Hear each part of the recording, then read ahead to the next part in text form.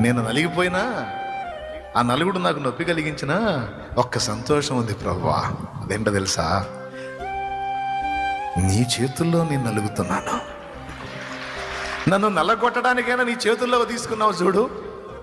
ఎంతమందికి ఉంది దేవా అదృష్టం.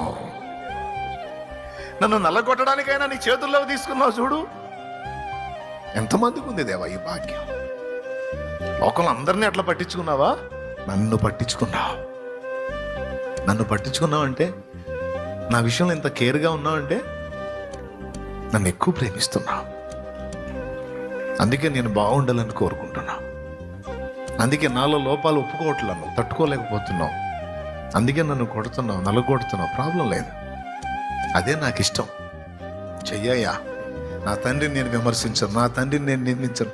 నా తండ్రి ఏ పరిస్థితి నాకు అనుమతించను. అందులో సంపూర్ణ న్యాయం, సంపూర్ణ నా క్షేమం, పరిపూర్ణ ఆయన ప్రేమ ఇదే ఉంటుంది తప్ప వేరేది ఉండదు.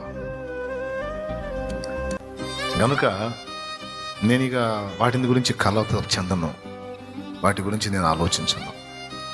నన్ను సరిచేయడానికి నాకు అనుమతించిన శ్రమలన్నీ నాలో నేను బ్యాలెన్స్ అయినప్పుడు ఆయనే తీసేస్తాడు. మూడుబారిన జీవితాన్ని మళ్ళా చిగురింపు చేస్తాడు.